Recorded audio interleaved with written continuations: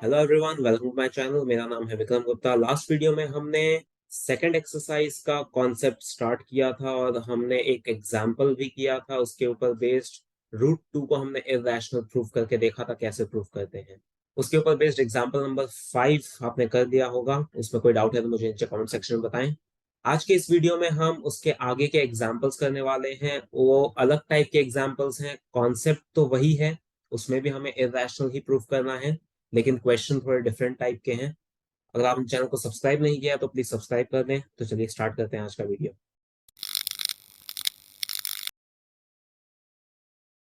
तो हम एग्जाम्पल 6 से स्टार्ट करते हैं। लास्ट वीडियो में हम ऑलरेडी कॉन्सेप्ट सीख चुके हैं, इरैशनल कैसे प्रूफ किया जाता है। वो वीडियो आपने नहीं देखा है तो उसका लिंक आपको ऊपर आई बटन में मिल जाएगा, वहां से आप वो वीडियो देख सकते हैं। और इस चैप्टर के सारे वीडियोस की प्लेलिस्ट का लिंक भी नीचे डिस्क्रिप्शन में है, वहां से आप सारे वीडियोस एक्सेस कर सकते हैं। तो हमने लास्ट वीडियो में जो क्वेश्चन किया था उसमें हमें सिर्फ एक सिंगल टर्म दिया था, मतलब हमने रूट टू को इरैशनल प्रूफ किया था लास्ट वीडियो में। तो रूट टू एक सिंगल टर्म है, इसको कैसे इरैशनल प्रूफ करते हैं वो हम ऑलरेडी सीख चुके हैं। लेकिन अब हम देखेंगे कि जब भी हमें एक से ज्यादा टर्म्स दिए हों, जैसा कि एग्जाम्पल 6 में हो रहा है। एग्जाम्पल 6 में हमें 5 - रूट 3 इस एक्सप्रेशन को इरैशनल प्रूफ करने के लिए कहा है। यहां पर 5 एक रैशनल नंबर है, रूट 3 एक इरैशनल नंबर है, लेकिन 5 - रूट 3 एक इरैशनल नंबर होगा, ऐसा हमें प्रूफ करना है। तो अब इस टाइप का क्वेश्चन कैसे किया जाता है वो हम देखते हैं। जब हमारे पास एक सिंगल टर्म नहीं होता, एक से ज्यादा टर्म्स होते हैं क्वेश्चन में।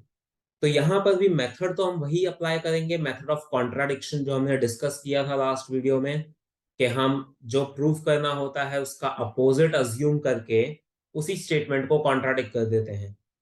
तो यहां भी मेथड वैसा ही रहेगा, अप्रोच वही रहेगा। क्या डिफरेंस आएगा वो हम देख लेते हैं। तो 5 - रूट 3 को इरैशनल प्रूफ करना है तो सबसे पहले हम इसको रैशनल अज्यूम कर लेंगे। Let 5 - root 3 be rational. तो हमने इसको रैशनल अज्यूम कर लिया, मतलब अब हमें इस स्टेटमेंट को गलत प्रूफ करना होगा।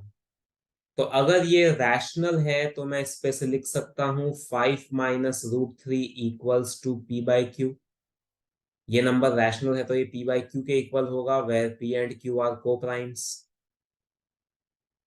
तो अब हम इस इक्वेशन में से जो इरैशनल वाला टर्म है, मतलब रूट 3, वो इरैशनल है। 5 तो रैशनल नंबर होता है, तो जो इरैशनल वाला टर्म है उसे हम इक्वेशन के एक तरफ रखेंगे और बाकी सारे टर्म्स को दूसरी साइड पे रखेंगे। मतलब मैं यहां पर 5 को यहीं पे रखूंगा, पी बाई क्यू को हम लेफ्ट साइड पे शिफ्ट कर देंगे, तो ये -p/q हो जाएगा। और रूट 3 जो कि इरैशनल टर्म है उसको हम राइट साइड पर ले आएंगे, तो इधर आके +√3 हो जाएगा। तो जो भी इरैशनल वाला टर्म है उसे हमें एक तरफ करना है और बाकी सारे टर्म्स को दूसरी तरफ। अब हम यहाँ LHS में लेफ्ट साइड पे LCM ले लेते हैं, तो ये q मल्टीप्लाई होगा 5 में, तो ये बन जाएगा 5q - p/q equals to root 3। अब यहाँ पर p और q हमने कहा था कोप्राइम्स हैं, और साथ ही हमें यह भी पता है कि जो रैशनल नंबर होता है उसमें p और q दोनों इंटीजर्स होते हैं। पॉजिटिव हो नेगेटिव हो कुछ भी हो, लेकिन इंटीजर्स होते हैं। तो हम ऐसा लिखेंगे, since p by Q is rational, p by Q rational है वो तो हमने अज्यूम किया ही है, उस पे से हम बोल सकते हैं कि ये एक्सप्रेशन भी रैशनल होगा, क्योंकि p बाई क्यू रैशनल है। देखो, अगर p बाई क्यू रैशनल है मतलब p और q कुछ इंटीजर्स हैं। सपोज मैं एक बार एग्जांपल लेकर समझाता हूं।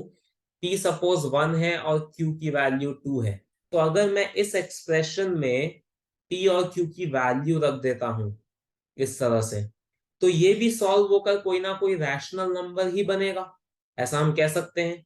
क्योंकि p और q रैशनल नंबर्स हैं, इसलिए ये पूरा एक्सप्रेशन भी रैशनल बनेगा, क्योंकि इस एक्सप्रेशन के अंदर भी p आ रहा है, q आ रहा है, और साथ में 5 आ रहा है। 5 तो खुद एक रैशनल नंबर होता है। तो यहां पर मेरा पॉइंट ये है कि क्योंकि p बाई क्यू रैशनल है, मतलब p और q इंटीजर्स हैं, इस वजह से ये वाला एक्सप्रेशन भी रैशनल होगा, ये हम डायरेक्टली लिख सकते हैं। तो हम इस पे से डायरेक्टली लिख लेंगे, therefore 5q minus p by q is also rational. ये जो पूरा एक्सप्रेशन है ये भी रैशनल होगा because p by Q rational है। तो इस एक्सप्रेशन के अंदर कोई इरैशनल टर्म है ही नहीं। तो अब अगर ये एक्सप्रेशन रैशनल आ गया है, प्रूव कर दिया हमने रैशनल है, मतलब √3 भी रैशनल हुआ क्योंकि ये दोनों तो इक्वल है। तो ये नंबर रैशनल है तो ये भी रैशनल होगा। एक रैशनल और एक इरैशनल तो हो नहीं सकता। तो लेफ्ट साइड पे रैशनल नंबर है तो राइट साइड पे भी रैशनल नंबर होगा। तो हम लिख सकते हैं देयरफॉर √3 इज ऑल्सो रैशनल, ये हम लिख सकते हैं। अब √3 की वैल्यू तो इरैशनल होती है, ये आप ऑलरेडी एग्जांपल 5 में प्रूफ कर चुके हैं। हमने लास्ट वीडियो में √2 को इरैशनल प्रूफ किया था।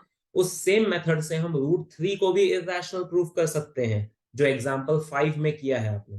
तो √3 इरैशनल होता है, ये हम ऑलरेडी जानते हैं, ये हम प्रूफ कर चुके हैं। तो वो पॉइंट हम डायरेक्टली यूज कर सकते हैं, वो अब हमें यहां पर फिर से प्रूफ करने की जरूरत नहीं है। अगर क्वेश्चन में हमें नहीं बोला है उसे वापस से प्रूफ करने के लिए, तो हम डायरेक्टली ये स्टेटमेंट लिख सकते हैं, बट √3 इज इरैशनल। ये हम ऑलरेडी जानते हैं, ये हम प्रूफ कर चुके हैं, तो हम इसका डायरेक्टली यूज कर सकते हैं यहाँ पे कि √3 इरैशनल होता है। तो अब हमारा कंक्लूजन आया था कि √3 रैशनल है, लेकिन हम ऑलरेडी जानते हैं, प्रूफ कर चुके हैं कि √3 इरैशनल होता है। तो मतलब हमारा जो कंक्लूजन आया था ये तो गलत हो गया, क्योंकि √3 इरैशनल है, ये तो एक नोन फैक्ट है, ये प्रूव हो चुका है। तो मतलब हमारा ही कंक्लूजन गलत है, ये वाला कंक्लूजन ये गलत है। हमारा कंक्लूजन गलत क्यों आया? क्योंकि हमारा अजम्पशन गलत था, हमने जो अज्यूम किया था वो गलत था, इस वजह से हमारा कंक्लूजन भी गलत आया।